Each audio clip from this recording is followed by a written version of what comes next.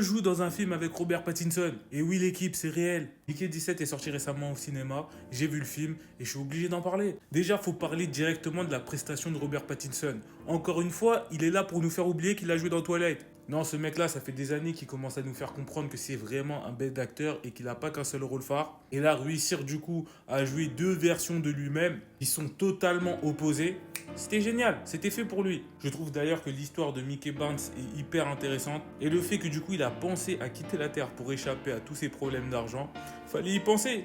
Nous, on essaie d'échapper à l'URSSAF. Peut-être que c'est la Lune qu'il faut viser. Ce qui est bien avec ce film, c'est qu'il traite pas mal le rapport avec l'être humain. Est-ce que l'être humain, s'il a la possibilité d'être réanimé à l'infini, devront-on abuser de cela? Devront-on le traiter comme un objet ou comme un être de valeur? D'ailleurs, aussi, tu as la question qui revient souvent, c'est qu'est-ce que ça fait de mourir?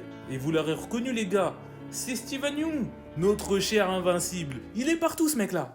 Ce mois-ci, il est partout. Steven Yeun, cette fois-ci, dans ce film, joue le rôle d'un bel enfoiré, d'un bel opportuniste, comme on les aime. Il est aussi le meilleur ami, du coup, du personnage de Mickey. Enfin, une amitié assez bizarre quand même, parce qu'on va pas se mentir, comme j'ai dit, c'est un bel enfoiré. En parlant justement de l'entourage de Mickey, tu retrouves la jeune Naomi qui joue Nasha. Nasha, au début, franchement, ce personnage, je ne sais pas trop sur quel pied danser.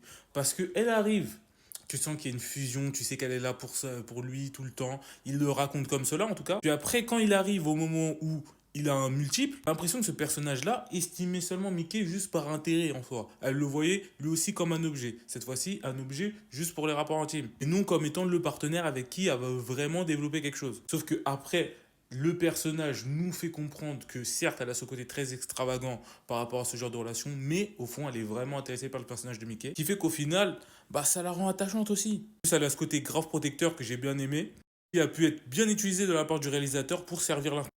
On est aussi obligé de saluer la grande prestation de Marc Ruffalo. Franchement, jouer le tyran satirique, il le fait trop. Son duo avec Madame Toni Collette, incroyable. Et bien évidemment, comme on le voit derrière cette photo, il y a les rampeurs qui ont joué un rôle essentiel dans le film, qui permet aussi d'accentuer l'aspect politique du film, qui nous montre à peu près en fait comment les guerres commencent, tout simplement. Et met aussi en avant l'aspect colonisateur, tout simplement, de l'être humain et les dangers qu'on pourrait avoir si on continuait sur ce chemin-là. Non, franchement, ce film il était vraiment vraiment bien. Une comédie de science-fiction excellente et un Robert Pattinson qui maîtrise totalement son personnage.